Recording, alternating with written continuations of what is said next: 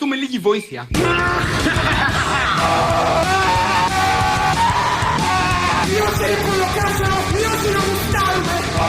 Θες να δοκιμάσεις τη σως μου! Και το χτυπάμε μέχρι να γίνει ένα μείγμα. Είναι μείγμα ρε μαλακισμένο! Άντε στο διάλο να πας! Μεσημεριάτικα! Wow, τέλειο! Έγινε μείγμα! Καλησπέρα. Μανολούδιος editor εδώ. Το ξέρω ότι συνήθως όταν είναι να σας πω κάτι σας το γράφω πάνω στα βίντεο. Ναι, εγώ είμαι αυτός. Αλλά αυτή τη φορά πραγματικά δεν άντεξα. Έπρεπε να βγω να τα πω. Συγγνώμη κιόλας, αλλά τι σκατά είναι αυτό?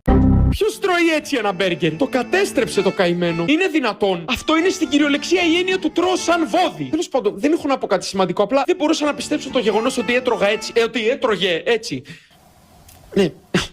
Φεύγω τώρα. Bye.